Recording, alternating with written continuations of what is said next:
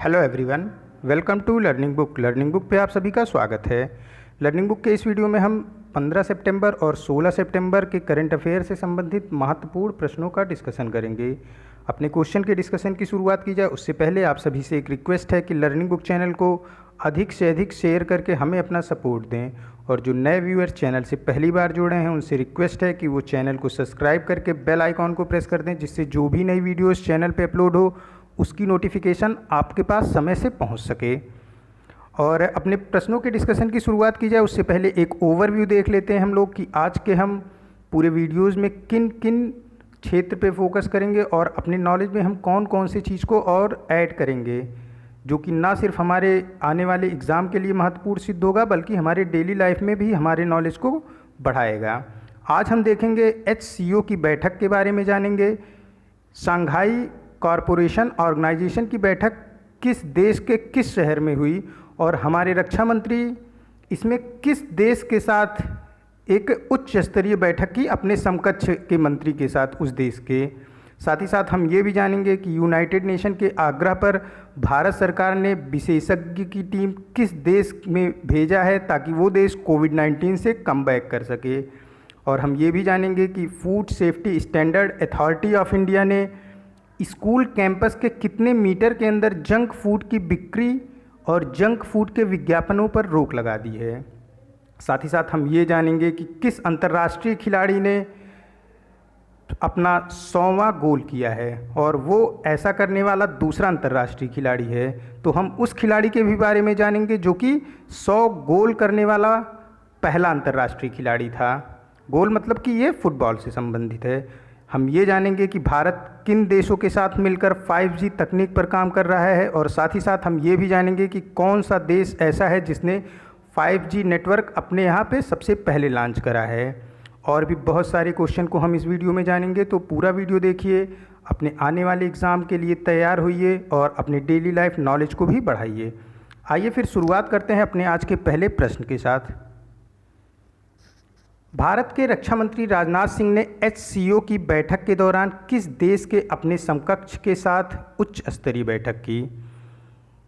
HCO Shanghai corporation organisation, ये एक संगठन है, 8 देशों का संगठन है।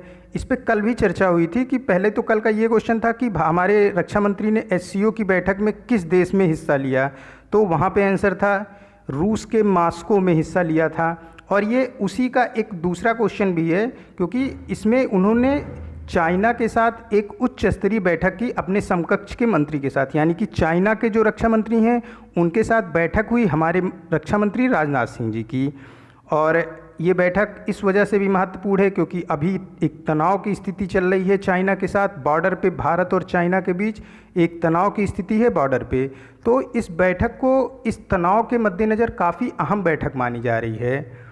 तो इसका ऑप्शन ए करेक्ट हो जाएगा कि चाइना के साथ HCO बैठक के दौरान ही अपने समकक्ष वहाँ के जो रक्षा मंत्री हैं जनरल बेई फेंगे के साथ बैठक की हमारे रक्षा मंत्री राजनाथ सिंह जी ने।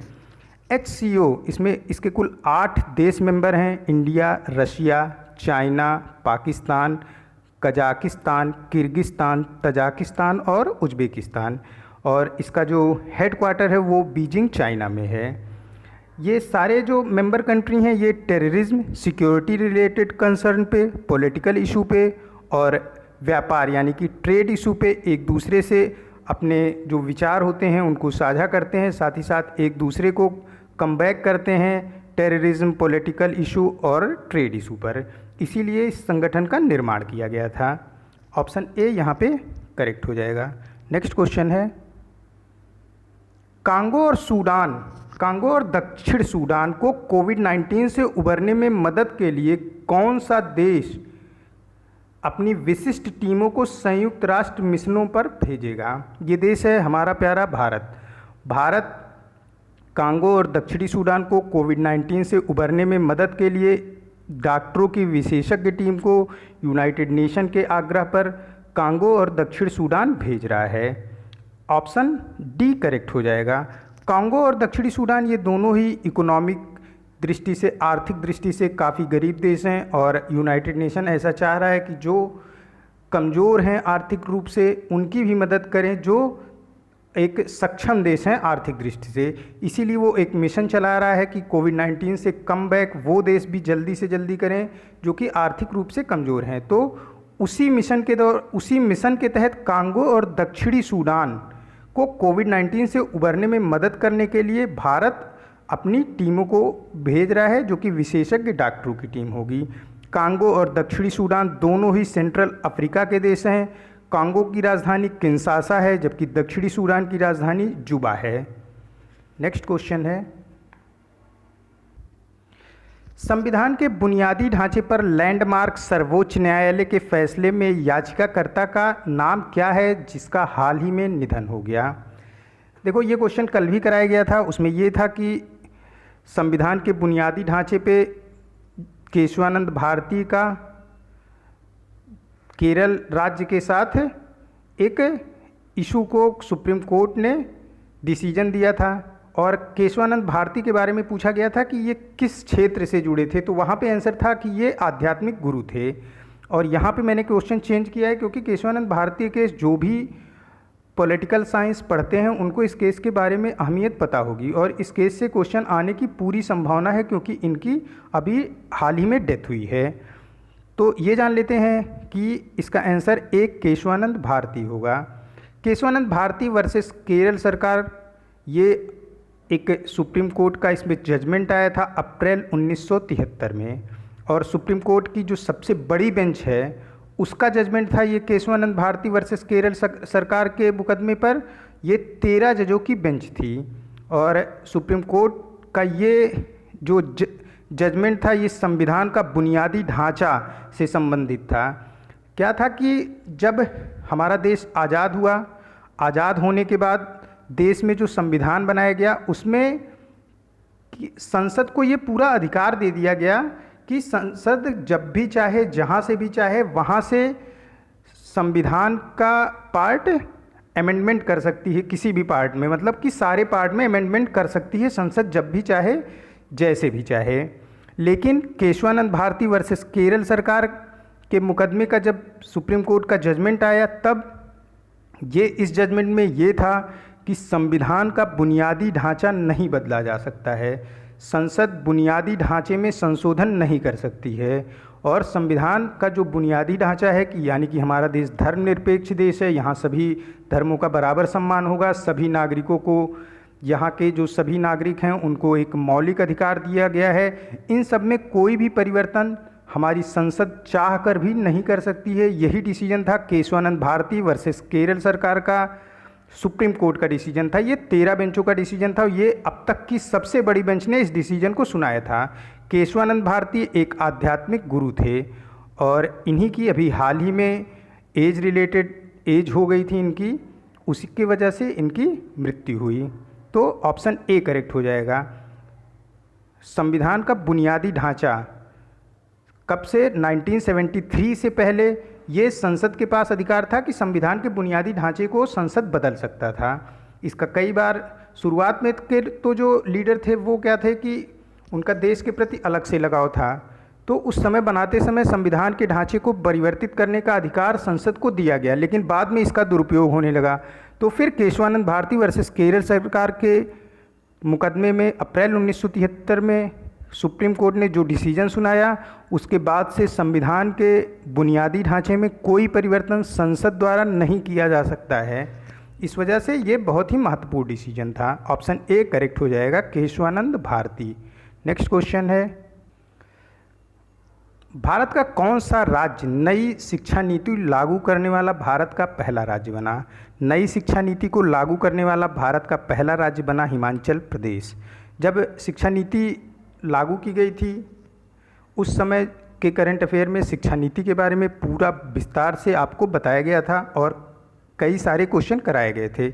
यहाँ पे शिक्षा नीति से संबंधित आपको मेन पॉइंट को रिवाइज कराया जा रहा है। पहले क्या थी, जो भारत का जो एजुकेशन सिस्टम था वो 10+2 का था, लेकिन अब ये एजुकेशन सिस्टम 5+3+3+4 हो गया है। 10+2 की जगह 5+3+3+4 हो गया है। अब जिसको ये जानना है 5+3+3+4 क्या है, ये पीछे के वीडियोस को जाके देखे, अगस्त का आई थिंक अगस्त 1-2 मतलब फर्स्ट वीक ऑफ अगस्त के वीडियो में कहीं ना कहीं आपको शिक्षा नीति के बारे में मिनिमम 10 to 12 क्वेश्चन मिल जाएंगे। दूसरा से अब एक ये डिफरेंस हो गया, पुरानी शिक्षा नीति में 10+2 एजुकेशन सिस्टम था, नई शिक्षा नीति में 5+3+3+4 एजुकेशन सिस्टम हो गया। अब जो नई शिक्षा नीति आई है इसमें प्रत्येक राज्यों को 3 भाषा का विकल्प दिया गया है और इन 3 भाषाओं में से 2 भाषा अपने भारतवर्ष की होनी चाहिए और एक भाषा कोई फॉरेन लैंग्वेज हो सकती है। इसको ऐसे समझते हैं कि भाषा लेने का सबको अधिकार है कि कोई भी भाषा को वो पढ़ सकता है, किसी भी लैंग्वेज को कोई भी स्टूडेंट पढ़ सकता है। लेकिन अब राज्य 3 भाषाओं को अपने वहाँ पे लागू कर सकता है, जिसमें से 2 तो इंडियन लैंग्वेज होगी। Indian language in the sense कि एक तो क्षेत्रीय भाषा जैसे कन्नड़, मलयालम, तेलुगु, ये सारी क्षेत्रीय भाषाएं हो गई। साथ में साथ दूसरी भाषा आप कोई भी कर सकते हो, यानी आप तेलुगु और कन्नड़ एक साथ पढ़ सकते हो और फिर इंग्लिश पढ़ सकते हो। आप तेलुगु हिंदी पढ़ सकते हो या फिर फ्रांस पढ़ सकते हो, फ्रांसीसी। एक विदेशी भाषा के साथ आपको 2 हिंदुस्तान की भाषा को पढ़ना होगा। ऐसा करने का मतलब सरकार का है हिंदी को बढ़ावा देना, क्योंकि एक तो आप हिंदी पूरे इंडिया की सबसे ज़्यादा बोली जाने वाली लैंग्वेज है। तो एक तो आप अपनी क्षेत्रीय भाषा पढ़ोगे, साउथ इंडियन जो हैं हमारे भाई बहन वो पहले तो क्षेत्रीय भाषा को अपनी पढ़ेंगे, दूसरी वे अपने इंडिया के अपने देश के अन्य भागों से कनेक्ट हों, इसके लिए दूसरी लैंग्वेज वो हिंदी ले सकते हैं और तीसरी लैंग्वेज वो अपना कोई भी फॉरेन लैंग्वेज पढ़ सकते हैं। और साथ ही साथ मंdarin भाषा जो कि चाइनीज़ लैंग्वेज है, इसको इस लिस्ट से बाहर कर दिया गया है भारत सरकार द्वारा। एमफिल को पूरी तरीके से बंद कर दिया गया है नई शिक्षा नीति में और अब छात्र पूरी तरीके से स्वतंत्र है किसी भी विषय को पढ़ने के लिए। पहले क्या था कि अगर आप आर्ट साइंस लेते हो तो सिर्फ आपको आर्ट साइंस के सब्जेक्ट पढ़ने थे, कॉमर्स लेते हो तो कॉमर्स के सब्जेक्ट पढ़ने थे, साइंस लेते हो तो साइंस के सब्जेक्ट पढ़ने थे। लेकिन अब आप मैथ के साथ हिस्ट्री पढ़ सकते हो, मैथ के साथ ज्योग्राफी पढ़ सकते हो, साइंस के साथ कॉमर्स पढ़ सकते हो। इस तरीके से पूरी तरीके से ये छूट दे दी गई है। तो नई शिक्षा नीति को लागू करने वाला पहला राज्य बना हिमाचल प्रदेश। हिमाचल प्रदेश के मुख्यमंत्री जयराम ठाकुर हैं और हिमाचल प्रदेश की 2 राजधानी है। एक राजधानी है शिमला समर डेज के लिए और धर्मशाला है विंटर डेज के लिए। नेक्स्ट क्वेश्चन है, भारतीय खाद्य सुरक्षा और मानक प्राधिकरण food safety standard authority of India ने स्कूल परिसरों के कितने मीटर के दायरे और स्कूल की कैंटीन के अंदर जंक फूड की बिक्री और विज्ञापनों पर रोक लगा दिया है। Food safety standard authority of India ने 50 मीटर के दायरे में, किसी भी स्कूल परिसर के 50 मीटर के दायरे में जंक फूड बेचने पर और साथ ही साथ जंक फूड के एडवर्टाइजमेंट पे भी रोक लगा दिया है। अभी क्या है कि कोविड-19 की सिचुएशन में ऐसा देखा जा रहा है कि जिनकी इम्यूनिटी स्ट्रांग है वो इससे जल्दी कमबैक करके बाहर आ जा रहे हैं कोविड-19 से, और जिनकी इम्यूनिटी ख़राब है वो काफ़ी टाइम ले रहे हैं और डेथ भी उसी केस में हो रही है अगर इम्यूनिटी ख़राब है।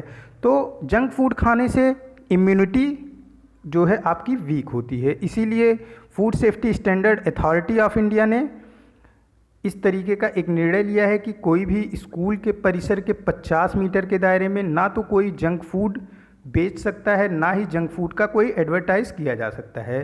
Food safety standard authority of India, इसका हेडक्वार्टर नई दिल्ली में है। रीता तेवतिया इसकी चेयरपर्सन हैं। Food safety standard authority of India ministry of health and family welfare के अधीन कार्य करता है। ये क्या है, food safety standard authority of India, ये जो खाद्य से संबंधित बिजनेस होते हैं उनको लाइसेंस देने का काम, जो रूल्स एंड रेगुलेशन बनाए जाते हैं फूड बिजनेस के लिए, उनका सारा जिम्मा food safety standard authority of India का ही होता है। ऑप्शन ए इसका करेक्ट हो जाएगा। नेक्स्ट क्वेश्चन है, अंतर्राष्ट्रीय फुटबॉल में निम्न में से कौन सा खिलाड़ी 100 गोल करने वाला दुनिया का दूसरा खिलाड़ी बन गया? दुनिया का दूसरा खिलाड़ी जिसने अंतर्राष्ट्रीय फुटबॉल में 100 गोल किए हैं ये हैं क्रिस्टियानो रोनाल्डो। क्रिस्टियानो रोनाल्डो ये पुर्तगाल के लिए फ़ुटबॉल खेलते हैं। और अगर हम बात करें पहला कौन सा खिलाड़ी था जिसने अंतर्राष्ट्रीय फुटबॉल में 100 गोल किए, ये थे ईरान अली, ईरान के अली देई, इन्होंने कुल 109 गोल किए हैं। और जो क्रिस्टियानो रोनाल्डो हैं, इनके टोटल 101 गोल हो चुके हैं। ये पुर्तगाल के लिए खेलते हैं और अली देई ईरान के लिए खेला करते थे। ऑप्शन बी करेक्ट हो जाएगा। और हमारे भारतीय फुटबॉल टीम के कैप्टन सुनील छेत्री हैं। अब हम बात करते हैं फीफा वर्ल्ड कप फुटबॉल की। फीफा वर्ल्ड कप फुटबॉल इससे पहले 2018 में हुआ था और ये रशिया में खेला गया था। उस दौरान का जो फीफा वर्ल्ड कप फुटबॉल का विजेता है वो फ्रांस है और क्रोएशिया जो है उप विजेता था। यानी फाइनल में फ्रांस और क्रोएशिया के बीच मुकाबला हुआ था और क्रोएशिया को हार मिली थी फ्रांस से और फ्रांस विजेता था फीफा वर्ल्ड कप 2018 का। और ये कहाँ पे आयोजन हुआ था इसका आयोजन हुआ था रशिया में। अब next FIFA world cup football जो होगा ये 2022 में होगा और इसका आयोजन कतर में किया जाएगा। तो ये दोनों चीज़ें आपको याद रखनी होंगी। फीफा वर्ल्ड कप से संबंधित 2022 में नेक्स्ट होगा, कहाँ पे होगा, कतर में होगा। और जो इससे पहले हुआ था 18 में हुआ था, रशिया में हुआ था, फ्रांस विजेता था और क्रोएशिया उप विजेता था। नेक्स्ट क्वेश्चन है, भारत निम्न में से किन देशों के साथ मिलकर 5G तकनीक पर काम कर रहा है? भारत इजराइल और अमेरिका के साथ मिलकर के 5G नेटवर्क की तकनीक पर काम कर रहा है। और अगर हम बात करें कि 5G को सबसे पहले किस देश ने अपने वहाँ पे लॉन्च किया, तो ये देश है साउथ कोरिया। साउथ कोरिया ने 5G नेटवर्क को अपने देश में सबसे पहले लॉन्च किया है पूरे विश्व में। और अगर हम बात करें एक और इशू को देखते हैं, IIT एलुमनी। मैंने बताया है आपको कि IIT एलुमनी वो विद्यार्थी होते हैं जिन्होंने IIT में पढ़ाई करके IIT पास आउट होते हैं। इनका एक एसोसिएशन है, IIT एलुमनी बोलते हैं उसको। और IIT alumni Moscow state university के साथ और रशिया की एक सॉफ्टवेयर टेक्नोलॉजी की कंपनी है रससॉफ्ट नाम से, यानी IIT alumni, Moscow state university और रससॉफ्ट, ये तीनों मिलकर विश्व का सबसे तेज हाइब्रिड कंप्यूटर बनाने के लिए और सबसे बड़ा हाइब्रिड कंप्यूटर बनाने के लिए कार्य कर रहे हैं। मैं फिर से रिपीट कर रहा हूँ, IIT alumni, Moscow state university Russia की और रशिया की सॉफ्टवेयर टेक्नोलॉजी कंपनी रससॉफ्ट, तीनों मिलकर पूरे विश्व का सबसे तेज और सबसे बड़ा हाइब्रिड कंप्यूटर बनाने पे कार्य कर रहे हैं। और भारत इजराइल और अमेरिका के साथ मिलकर 5G तकनीक पर कार्य कर रहा है।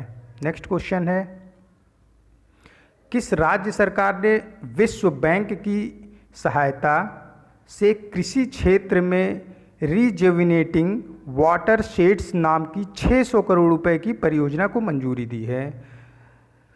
वाटरशेड रीजुविनेटिंग परियोजना को मंजूरी दी है कर्नाटका की सरकार ने। ऑप्शन बी करेक्ट हो जाएगा। ये कुल 600 करोड़ रुपए की परियोजना है और कर्नाटका को ये राशि प्रदान की गई है विश्व बैंक के द्वारा।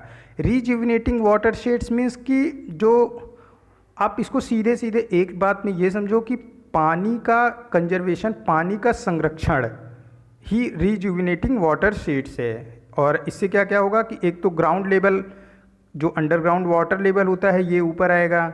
साथ ही साथ जो है खेत की सिंचाई और अन्य कामों के लिए भी इन पानी का उपयोग किया जा सकता है। अगर हम पानी को संरक्षित करते हैं नहरों में, तालाबों में या अन्य अन्य जगहों पे बना के, तो इनका कई सारा फ़ायदा होता है। इसी के लिए 600 करोड़ रुपए की परियोजना को मंजूरी दी है कर्नाटक ने और इस परियोजना में विश्व बैंक मदद कर रहा है कर्नाटका सरकार की। विश्व बैंक ने मदद की है 2 और स्टेट की हमारे वहाँ पे। पहला है महाराष्ट्र। कर्नाटका से क्या है, रीजुविनेटिंग वाटरशेड्स के लिए 600 करोड़ रुपए की परियोजना को मंजूरी विश्व बैंक की मदद से। और महाराष्ट्र को 210 मिलियन US$ दिया है लोन के तौर पे विश्व बैंक ने एग्री बिजनेस और रूरल ट्रांसफॉर्मेशन प्रोजेक्ट के लिए। साथ ही साथ हिमाचल प्रदेश को 80 मिलियन US$ प्रदान किया गया है लोन के तौर पे विश्व बैंक के द्वारा water management and agriculture productivity को बढ़ाने के लिए। और साथ ही साथ रूरल रोड इंफ्रास्ट्रक्चर के लिए भी इस 80 मिलियन का उपयोग करना है हिमाचल प्रदेश को और 950 करोड़ रुपए प्रदान किया गया है वेस्ट बंगाल को विश्व बैंक के द्वारा टू टैकल कोविड-19 सिचुएशन, यानी कि कोविड-19 सिचुएशन से उभरने के लिए वेस्ट बंगाल सरकार को 950 करोड़ रुपए, 80 मिलियन US$ हिमाचल प्रदेश को वाटर मैनेजमेंट, एग्रीकल्चर प्रोडक्टिविटी को बढ़ाने के लिए और रूरल रोड इंफ्रास्ट्रक्चर के लिए, साथ ही साथ महाराष्ट्र सरकार को 210 मिलियन एग्री बिजनेस और रूरल ट्रांसफॉर्मेशन प्रोजेक्ट के लिए और 600 करोड़ रुपए कर्नाटका गवर्नमेंट को वाटर शेड रिजुविनेटिंग प्रोजेक्ट के लिए। तो ये 4 स्टेट आपको याद रखना है, कर्नाटका, महाराष्ट्र, हिमाचल प्रदेश और वेस्ट बंगाल। इन चारों को अभी हाल ही में लोन दिया गया है वर्ल्ड बैंक के द्वारा। आप इसे नोट करोगे कितना लोन और किस काम के लिए दिया गया है। नेक्स्ट क्वेश्चन है, किस राज्य के युवाओं को स्वरोजगार के अवसर प्रदान करने के लिए स्वयं योजना की पुनः शुरुआत की है? किस राज्य सरकार ने? ये स्वयं योजना उस राज्य में पहले से चल रही थी, अभी फिर से उसकी शुरुआत कर दी गई है। किस गवर्नमेंट के द्वारा? ये सरकार है असम गवर्नमेंट। असम सरकार ने स्वयं योजना को पुनः फिर से शुरुआत की है। क्या है ये स्वयं योजना? स्वयं योजना का फुल फॉर्म है Swami Vivekananda youth empowerment. Swami Vivekananda youth empowerment, यही है स्वयं योजना। स्वयं योजना ये जो युवा हैं असम के, उनको रोजगार से संबंधित है। इससे स्वयं योजना में सरकार 2 लाख से अधिक युवाओं को टारगेट करेगी और उनको रोजगार प्रदान करने के लिए फाइनेंशियल असिस्ट उपलब्ध कराएगी। कोई भी व्यवसाय शुरू करने के लिए सरकार की ओर से 50,000 रुपये दिया जाएगा वहाँ के असम में रहने वाले युवाओं को। यही है स्वयं योजना। ऑप्शन ए इसका करेक्ट हो जाएगा। असम सरकार ने कोविड-19 के दौरान एक धन्वंतरी योजना चलाई थी। धन्वंतरी योजना था कि कोविड-19 सिचुएशन में घरों से निकलना अलाउ नहीं था, पूरी तरीके से लॉकडाउन था। उसी दौरान धन्वंतरी योजना चलाई गई थी असम गवर्नमेंट द्वारा। इस योजना में असम सरकार जो असम के निवासी थे उनको घरों तक दवा पहुंचाने का काम, साथ ही साथ और जो घरेलू सामान है उनको उनके घर पे पहुंचाने का काम करती थी असम की सरकार धन्वंतरी योजना के तहत। और असम में एक वाइल्ड लाइफ सेंचुरी है, Dihing Patkai wild life sanctuary. इसको असम सरकार अपग्रेड कर रही है नेशनल पार्क में। असम के मुख्यमंत्री सर्बानंद सोनोवाल हैं, जगदीश मुखी गवर्नर हैं असम के, और राजधानी है असम की दिसपुर। नेक्स्ट क्वेश्चन है, किस कंपनी ने छात्रों को साइबर सुरक्षा क्षेत्र में जागरूक करने के लिए साइबर पीस फाउंडेशन के साथ साझेदारी की है? साइबर पीस फाउंडेशन के साथ छात्रों को साइबर सुरक्षा के क्षेत्र में जागरूक करने के लिए साझेदारी की है व्हाट्सएप ने। व्हाट्सएप ये इससे हम सभी वाकिफ़ हैं। इसका हेडक्वार्टर कैलिफोर्निया USA में है और जो साइबर पीस है ये एक NGO है। ये रांची झारखंड बेस्ड NGO है। हालांकि इसका जो हेडक्वार्टर है ये न्यू दिल्ली में है और इसके चेयरमैन कैप्टन विनीत कुमार हैं। तो व्हाट्सएप ने भारत के NGO साइबर पीस के साथ भारत के युवाओं को साइबर सुरक्षा के क्षेत्र में जागरूक करने के लिए साझेदारी की है। ऑप्शन ए करेक्ट हो जाएगा। साइबर पीस के बारे में समझ लें कि साइबर पीस एक NGO है जो कि पहले तो जब ये खुला था तो ये रांची झारखंड इसका फाउंडेशन हुआ था, लेकिन अब इसका हेडक्वार्टर न्यू दिल्ली में है और चेयरमैन इसके कैप्टन विनीत कुमार हैं। और ये पैन इंडिया कार्यक्रम है, पूरे इंडिया में इसका आयोजन किया जाएगा। अभी शुरुआत में इसके पहले चरण में 5 राज्यों को टारगेट किया गया है छात्रों को साइबर सुरक्षा के बारे में जागरूक करने के लिए। ये जो पहले चरण के 5 स्टेट हैं ये हैं दिल्ली, मध्य प्रदेश, बिहार, झारखंड और महाराष्ट्र। इसी तरीके की एक योजना चलाई गई थी आंध्र प्रदेश सरकार द्वारा ई रक्षाबंधन नाम से, जिसमें साइबर सेफ्टी प्रोग्राम था ये आंध्र प्रदेश का। आंध्र प्रदेश की सरकार अपने वहाँ के निवासियों को साइबर सुरक्षा के बारे में जागरूक कर रही थी ई रक्षाबंधन अभियान से। तो साइबर सुरक्षा क्षेत्र में जागरूकता के लिए व्हाट्सएप ने साइबर पीस फाउंडेशन के साथ साझेदारी की और ई रक्षा अभियान भी साइबर सेफ्टी प्रोग्राम है किसका? आंध्र प्रदेश सरकार का। नेक्स्ट क्वेश्चन है, नई दिल्ली में राष्ट्रीय जनजाति अनुसंधान संस्थान स्थापित करने के लिए किस संस्थान ने जनजातीय मामलों के मंत्रालय के साथ समझौता किया है? जनजातीय मामलों के मंत्रालय के साथ समझौता किया है Indian Institute of Public Administration ने, यानी कि भारतीय लोक प्रशासन संस्थान ने। जो ये समझौता है, इसका मेन मोटिव ये है कि आदिवासी जीवन और आदिवासियों की संस्कृति के मानवीय पहलुओं पर रिसर्च किया जाए Indian Institute of Public administration भारतीय लोक प्रशासन संस्थान के द्वारा। साथ ही साथ जो अभियान चलाया जा रहा है जनजातीय मंत्रालय द्वारा, मेरा वन मेरा धन मेरा उद्यम, इस योजना को एक उत्कृष्टता तक पहुंचाया जाए, इसको इसके चरम तक पहुंचा के जो हमारे जनजातीय भाई बहन हैं उनको एक फाइनेंशियल तरीके से स्ट्रांग होने में मदद मिलेगी। मेरा वन मेरा धन और मेरा उद्यम योजना। तो ये भी समझ लें कि मेरा वन मेरा धन मेरा उद्यम योजना ये जनजातीय लोगों के लिए है। ये चलाई गई है योजना मिनिस्ट्री ऑफ ट्राइबल अफेयर यानी कि जनजातीय मामलों के मंत्रालय के द्वारा। और Indian Institute of Public administration जो अनुसंधान संस्थान स्थापित कर रहा है नई दिल्ली में, इसमें आदिवासी जीवन की जो संस्कृति है, आदिवासियों की जो मानव पहलू है, उनका जो मानवीय पहलू है, उस पर तो रिसर्च करेंगे ही करेंगे। साथ ही साथ वो मेरा वन मेरा धन और मेरा उद्यम योजना को भी सपोर्ट करेंगे, जिससे कि इस योजना के तहत जो जनजाति हैं उनको फाइनेंशियल रूप से स्ट्रांग बनाया जा सके इसी योजना की मदद से। और जो ये समझौता हुआ, ये 2 दिवसीय सम्मेलन का आयोजन हुआ था नई दिल्ली में। उसी के दौरान ये समझौता किया भारतीय लोक प्रशासन संस्थान ने ministry of tribal affair Bharat सरकार से। और हमारे मिनिस्टर हैं ट्राइबल अफेयर के अर्जुन मुंडा, जिनका जो लोकसभा कॉन्स्टिट्यूएंसी है वो खूंटी झारखंड है। ऑप्शन बी करेक्ट हो जाएगा। नेक्स्ट क्वेश्चन है, किस केंद्रीय मंत्री ने 3-4 सितंबर 2020 को आयोजित 2 दिवसीय राष्ट्रीय जनजाति अनुसंधान सम्मेलन का उद्घाटन किया? देखो, ये पिछले क्वेश्चन से ही कंसर्न क्वेश्चन है, दोनों एक दूसरे से अटैच हैं। इसी जो है सम्मेलन के दौरान ही Indian Institute of Public Administration ने आदिवासियों के जीवन और संस्कृति के मानवीय पहलुओं पर रिसर्च करने के लिए मिनिस्ट्री ऑफ ट्राइबल अफेयर के साथ समझौता किया है। और इसका उद्घाटन किया था हमारे मिनिस्टर ट्राइबल अफेयर मंत्रालय के मंत्री, जनजातीय मामलों के मंत्री अर्जुन मुंडा जी ने। अर्जुन मुंडा जी की जो लोकसभा कॉन्स्टिट्यूएंसी है ये खूंटी झारखंड है। ऑप्शन ए करेक्ट हो जाएगा। नेक्स्ट क्वेश्चन है, एशिया और प्रशांत क्षेत्र के लिए खाद्य और कृषि संगठन के सम्मेलन के 35वें सत्र की मेज़बानी किस देश ने की? एशिया और प्रशांत क्षेत्र के लिए खाद्य और कृषि संगठन के सम्मेलन का जो 35वां सत्र था उसकी मेज़बानी की भूटान ने।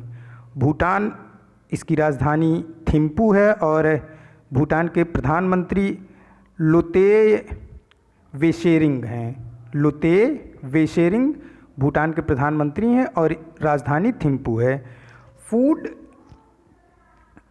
फूड और कृषि संगठन, फूड एंड एग्रीकल्चरल ऑर्गेनाइजेशन, ये यूनाइटेड नेशन का एक संगठन है और जो इसका उद्देश्य है ये भूखमरी को पूरे विश्व से ख़त्म करना चाहता है। साथ ही साथ जो न्यूट्रिशन है उसकी वैल्यू को बढ़ाना चाहता है हर प्रकार के फूड में, और ये फूड सिक्योरिटी देना चाहता है, यानी कि प्रत्येक व्यक्तियों तक एक न्यूट्रिटिव भोजन पहुंच सके, पूरे विश्व के प्रत्येक व्यक्ति न्यूट्रिटिव भोजन करें।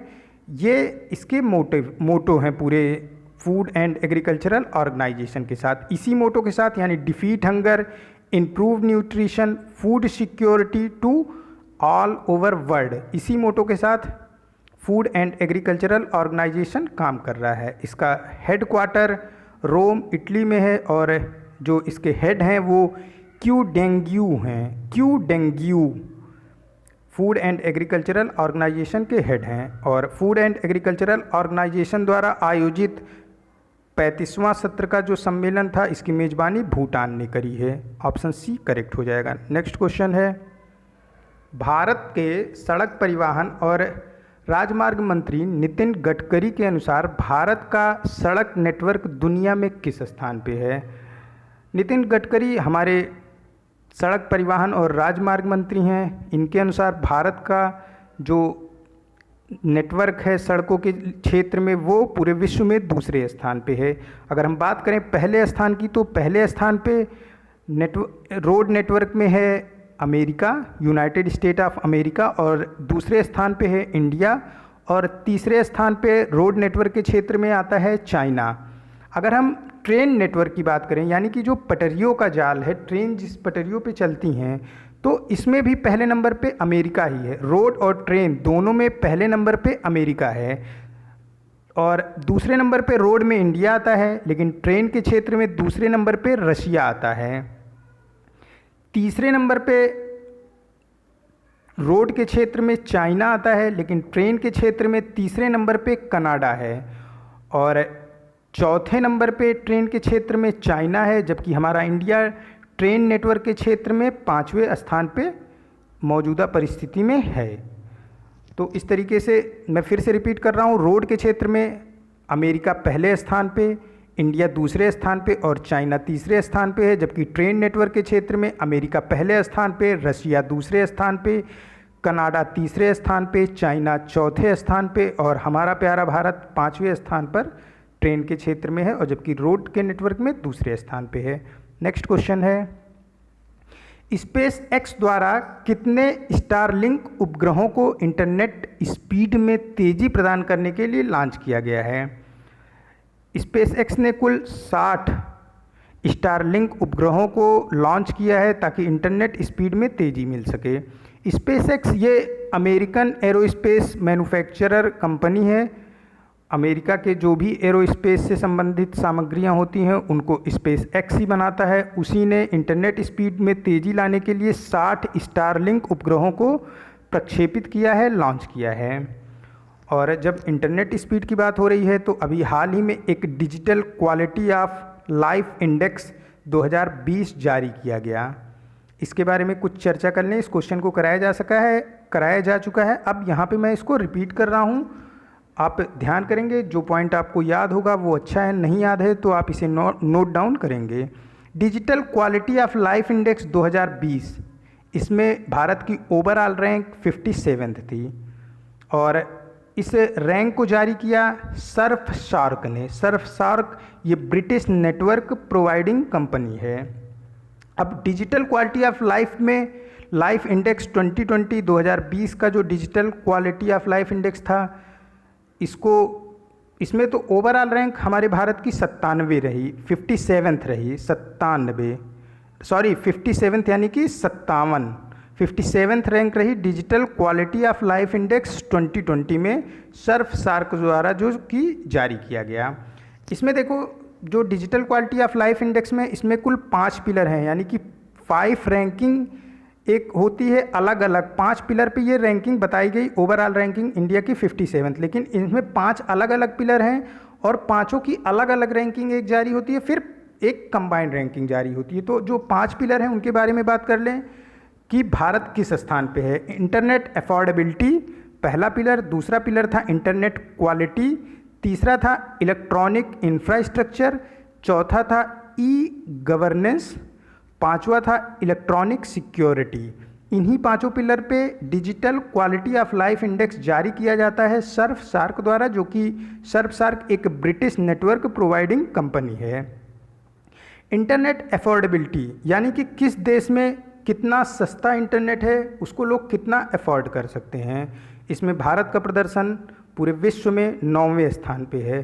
हालांकि अगर ये क्वेश्चन आ जाए कि ऐसा क्वेश्चन लिख के आता है कभी कभी एग्ज़ामों में कि भारत में इंटरनेट पूरे विश्व में सबसे सस्ता है, तो कई सारे लोग इसको करेक्ट टिक करके आते हैं, लेकिन अभी भारत में इंटरनेट अफोर्डेबिलिटी के मामले में भारत 9वें स्थान पे है। यानी कि भारत में पूरे विश्व में अगर देखा जाए तो 9वां स्थान है सबसे सस्ते इंटरनेट में, और पहले स्थान पे है इंटरनेट अफोर्डेबिलिटी में, यानी कि पूरे विश्व में सबसे सस्ता इंटरनेट है इजराइल का, और दूसरे नंबर पे कनाडा है, और हमारा भारत 9वें स्थान पे है इंटरनेट अफोर्डेबिलिटी में। इंटरनेट क्वालिटी के मामले में हम बहुत ही पीछे हैं, और 83rd रैंक हमारी है। देखो एक बात और मैं बता दूं कि digital quality of life index इसमें कुल 85 देशों को लिया गया है और ये 85 देश वो देश हैं जो लगभग 90% पॉपुलेशन कवर कर लेते हैं पूरे वर्ल्ड की। इन 85 देशों में इंटरनेट क्वालिटी के मामले में भारत की 83rd रैंक है। इंटरनेट क्वालिटी मीन्स की स्पीड और स्टेबिलिटी, कि इंटरनेट में आप कितनी स्पीड दे रहे हो और स्टेबिलिटी क्या है, यानी कि आप 2 सेकंड के लिए 10 Mbps की स्पीड दे दिए, 100 Mbps की स्पीड दे दिए और फिर 0 kbps कर दिए स्पीड को, तो ना ये अच्छी स्पीड मानी जाएगी, ना ही इसकी स्टेबिलिटी है। तो इंटरनेट क्वालिटी के मामले में भारत का प्रदर्शन लास्ट का 3rd है, मतलब 85 कंट्री लिए गए और 83rd रैंक है भारत की इंटरनेट क्वालिटी के मामले में, यानी कि बहुत ही ख़राब प्रदर्शन है। इंटरनेट क्वालिटी के मामले में सबसे अच्छी स्पीड है सिंगापुर में, स्पीड और स्टेबिलिटी सिंगापुर के इंटरनेट की सबसे अच्छी है। दूसरे नंबर पे इस मामले में स्वीडन है और तीसरे नंबर पे इस मामले में नीदरलैंड है। अब हम बात करते हैं इलेक्ट्रॉनिक इंफ्रास्ट्रक्चर की। इलेक्ट्रॉनिक इंफ्रास्ट्रक्चर मीन्स कि कितने एक्टिव यूज़र हैं, कितना विस्तार है इंटरनेट का, यानी कि कितने अधिक लोग इंटरनेट को यूज़ कर रहे हैं, कैसा इंफ्रास्ट्रक्चर है इंटरनेट का। इस मामले में भारत का प्रदर्शन उम्दा नहीं है। भारत की 82nd रैंक है, यानी कि 82वीं रैंक है और इस मामले में यूनाइटेड अरब अमीरात की पहली रैंक और स्वीडन की दूसरी रैंक है। और अब हम बात करें ई गवर्नेंस की। ई गवर्नेंस के मामले में हमारी रैंक फिर से अच्छी हो जाती है और हम 15वीं रैंक पे आते हैं। ई गवर्नेंस में इसकी सरकार द्वारा ट्रांसपेरेंसी लाने के लिए कितना अधिक इंटरनेट का इस्तेमाल किया जा रहा है, तो हमारी गवर्नमेंट इस समय ट्रांसपेरेंसी लाने के लिए काफ़ी कुछ काम कर रही है, इसीलिए हमारी रैंक 15th है इस क्षेत्र में। और वो जो 5वां पिलर है इलेक्ट्रॉनिक सिक्योरिटी। इलेक्ट्रॉनिक सिक्योरिटी में इसकी लोग इंटरनेट यूज़ करने से कितना डरते हैं, यानी कि उनको अपना पासवर्ड चोरी होने का डर होता है, उनको अपना डेटा चोरी होने का डर होता है। यानी जैसे कई लोग इंटरनेट बैंकिंग का इस्तेमाल नहीं करते कि उनको डर लगता है कि उनका पासवर्ड चोरी हो जाएगा, उनका डेटा चोरी हो सकता है, उनके अकाउंट से पैसे गायब किए जा सकते हैं। इसे इलेक्ट्रॉनिक सिक्योरिटी बोलते हैं। इस मामले में भी हमारी रैंक ख़राब है और हम 57th रैंक पे हैं। और अगर हम ओवरऑल रैंक की बात करें तो भी हमारी 57th है। तो मैं फिर से एक बार फटाफट रिवाइज कर रहा हूँ। इंटरनेट अफोर्डेबिलिटी के मामले में हमारी 9th रैंक है। ई गवर्नेंस के मामले में हमारी 15th रैंक है। टॉप 20 में हम सिर्फ 2 पिलर पे हैं। और इंटरनेट क्वालिटी के मामले में हमारी 83rd रैंक है। इलेक्ट्रॉनिक इंफ्रास्ट्रक्चर के मामले में हमारी 82nd रैंक है, 82 रैंक है। और इलेक्ट्रॉनिक सिक्योरिटी के मामले में भारत की 57th रैंक है। और overall digital quality life index में भारत की 57th रैंक है। और हम बात करते हैं, इंटरनेट की बात चली है तो इंटरनेट यूज़र पूरे वर्ल्ड में सबसे अधिक किसके पास हैं? इंटरनेट यूज़र पूरे वर्ल्ड में सबसे अधिक चाइना के पास हैं और दूसरे नंबर पे सबसे अधिक इंटरनेट यूज़र हैं USA के पास, यानी कि अमेरिका के पास। और तीसरे नंबर पे हमारा भारत है इंटरनेट यूज़र में। अगर हम इंटरनेट यूज़र की बात करें परसेंटेज में कि सबसे अधिक, हम अपने अब इंडिया की बात करते हैं कि सबसे ज़्यादा इंटरनेट परसेंटेज वाइज किस स्टेट या यूनियन टेरिटरी में इस्तेमाल हो रहा है, तो दिल्ली के 69% लोग इंटरनेट यूज़ करते हैं और ये पूरे इंडिया की सबसे अधिक परसेंटेज के मामले में जनसंख्या है। यानी कि टोटल आप मान लो कि पूरे दिल्ली में टोटल 100 लोग हैं तो 100 में से 69 लोग इंटरनेट यूज़ कर रहे हैं। वैसे ऐसा नहीं है कि 69 से भी ज़्यादा लोग यूज़ कर रहे हैं, मतलब 69% के मामले में सबसे ज़्यादा है। लेकिन अगर हम नंबर की बात करेंगे तो तमिलनाडु में हाईएस्ट नंबर ऑफ महाराष्ट्र में सबसे अधिक नंबर में इंटरनेट को यूज़ किया जा रहा है। और अगर परसेंटेज की बात करेंगे तो दिल्ली में सबसे अधिक परसेंटेज इंटरनेट का है। जितने लोग दिल्ली में रहते हैं उसमें से 69% लोग इंटरनेट को यूज़ कर रहे हैं। लेकिन अगर हम टोटल नंबर की बात करेंगे तो महाराष्ट्र में सबसे अधिक लोग नंबर वाइज इंटरनेट को यूज़ कर रहे हैं।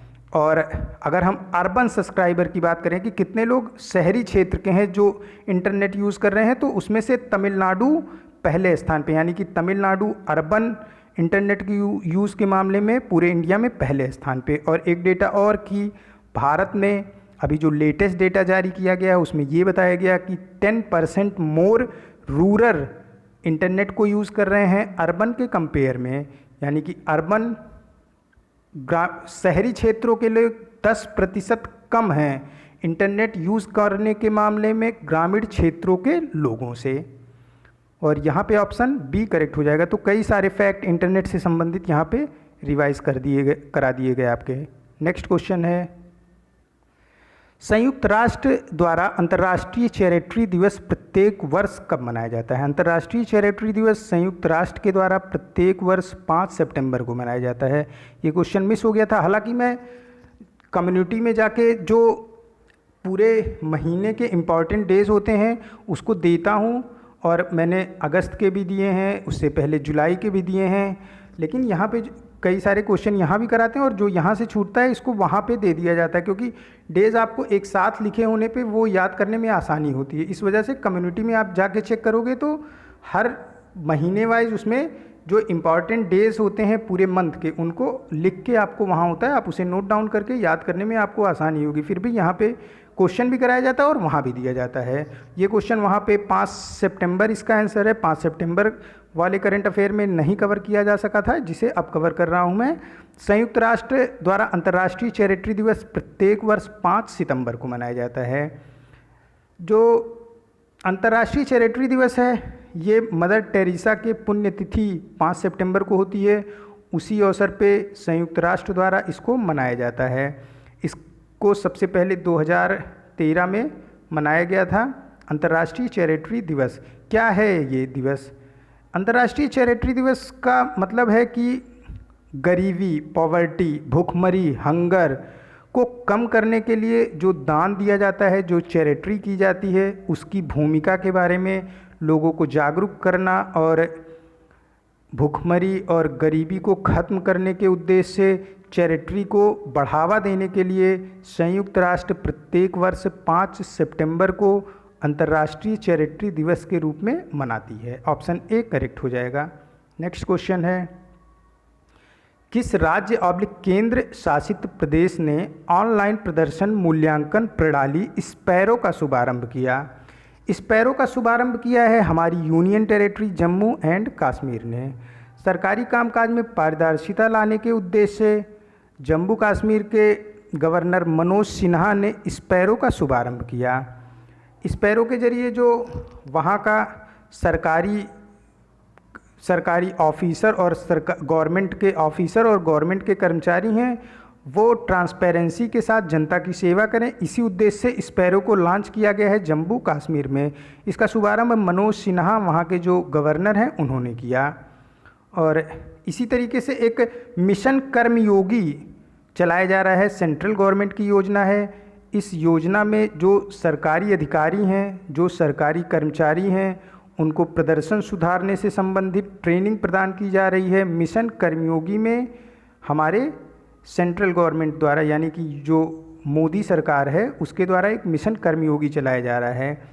और सरकार का ऐसा मानना है कि कर्मचारी जो हैं वो अपनी काम को दक्षता से नहीं कर पा रहे हैं, इसीलिए उसने मिशन कर्मयोगी चलाया है कि सरकारी अधिकारी और जो सरकारी कर्मचारी हैं वो अपने प्रदर्शन को सुधारने की ट्रेनिंग ले सकें मिशन कर्मयोगी से। तो मिशन कर्मयोगी ये सेंट्रल गवर्नमेंट का है और स्पैरो ये जम्मू कश्मीर का है, दोनों लगभग सेम ही हैं। तो याद रखेंगे आप, स्पैरो ये जम्मू कश्मीर का है, इसे लॉन्च किया मनोज सिन्हा जम्मू कश्मीर के गवर्नर ने, और मिशन कर्मयोगी ये सेंट्रल गवर्नमेंट का है। नेक्स्ट क्वेश्चन है, आईपीएल का पहला मैच किस किस टीम के बीच खेला जाएगा? देखो अभी तो मैं ये क्वेश्चन आपको दिया जा रहा है आज की डेट में, और ये क्वेश्चन है कब का? 15 और 16 सितंबर का। तब तक आईपीएल शुरू नहीं हुआ था, इसीलिए ये क्वेश्चन है कि किस किस टीम के बीच खेला जाएगा। हालांकि जब आईपीएल ख़त्म होगा और आईपीएल बीच में चलते समय भी आपको लगातार आईपीएल से संबंधित क्वेश्चन दिए जाएंगे, और ख़त्म होने के बाद पूरे आईपीएल की एक समरी भी आपको दी जाएगी वीडियो के जरिए ही। तो उसमें तो आप आईपीएल कवर हो जाएगा, क्योंकि आईपीएल से कोई ना कोई क्वेश्चन एग्ज़ाम में ज़रूर पूछा जाना है। लेकिन अब ये क्वेश्चन इम्पॉर्टेंट इसलिए भी है क्योंकि अभी आईपीएल शुरुआत नहीं हुआ था जब ये वीडियो जब ये क्वेश्चन मैंने फ्रेम किया था तब ये वीडियो बना नहीं था, क्योंकि वीडियो अभी कुछ दिनों लेट चल रहा है, तो इसी वजह से ये क्वेश्चन इस तरीके से है। तो इसका आंसर है मुंबई इंडियंस और सीएसके के बीच खेला जाएगा आईपीएल का पहला मैच, और आईपीएल का पहला मैच हो चुका है 19 सितंबर 2020 को। आईपीएल के बारे में कुछ और तथ्यों को यहाँ पे जान लेते हैं, जिसके लिए ये क्वेश्चन मैंने फ्रेम किया था। आईपीएल का ये 13th सेशन होगा, यानी ये 13वां आईपीएल होगा। इस आईपीएल में कुल 8 टीमें भाग ले रही हैं, और आईपीएल 19 सितंबर से शुरू होकर 10 नवंबर तक चलेगा, यानी आईपीएल कुल 53 दिनों तक खेला जाएगा, और कुल 60 मैच इस आईपीएल में होंगे। पहले ये आईपीएल खेला जाने वाला था अप्रैल के महीने में, मार्च के महीने में, और भारत में आयोजित होना था, लेकिन कोविड-19 पैंडमिक सिचुएशन की वजह से ये आईपीएल टल गया, और फिर कई बार 2-3 बार बीच में आईपीएल और टले, और फिर फाइनली गवर्नमेंट ऑफ इंडिया ने जब ऐसा आदेश दे दिया कि आईपीएल का आयोजन किया जा सकता है यूनाइटेड अरब अमीरात में, तो अब ये सेशन जो आईपीएल का है ये यूनाइटेड अरब अमीरात में खेला जा रहा है, जो कि 19 सितंबर से शुरू हुआ है और 10 नवंबर तक चलेगा। टोटल 60 मैच हैं। कई सारे कोविड-19 की वजह से कई सारे परिवर्तन किए गए हैं, जिसमें से एक महत्वपूर्ण परिवर्तन ये है कि जब कोई विकेट गिरता था, चौके लगते थे और छक्के लगते थे, तो चीयर लीडर होती थी, तो उन चीयर लीडर्स को इस बार आईपीएल से हटा दिया गया है कोविड-19 की वजह से, क्योंकि जब चौके छक्के लगते थे, चीयर लीडर्स डांस करती थी, तो उस दौरान दर्शकों में थोड़ी उत्तेजना आती थी। तो दर्शक उत्तेजित कम हों और कोविड-19 सिचुएशन में जो रूल्स एंड रेगुलेशन हैं उनका पालन करें, इस वजह से इस आईपीएल में चीयर लीडर्स भी नहीं हैं। और एक और बात, पहले आईपीएल 2020 का जो स्पॉन्सरशिप था वो वीवो को दिया गया था, लेकिन वीवो एक चाइनीज़ फ़ोन बनाने वाली कंपनी है, लेकिन सीमा पर तनाव होने के बाद वीवो से स्पॉन्सरशिप वापस ले ली गई है। कई सारे कॉन्ट्रैक्ट ख़त्म किए गए हैं चाइनीज़ कंपनियों से। उसी में एक ये भी था कि वीवो ने स्पॉन्सरशिप ली थी आईपीएल 2020 की, लेकिन वीवो से आईपीएल 2020 की स्पॉन्सरशिप वापस लेके इसे भारतीय एक गेम फैंटेसी कंपनी है ड्रीम 11 उसे दे दिया गया है, यानी कि 2020 आईपीएल की स्पॉन्सरशिप कर रहा है ड्रीम 11। और आईपीएल से संबंधित क्वेश्चन आपको और भी मिलते रहेंगे समय समय पे। ये आज का लास्ट क्वेश्चन था। मिलते हैं नए करंट अफेयर के साथ नेक्स्ट वीडियो में। Keep study on learning book. Thank you for watching this.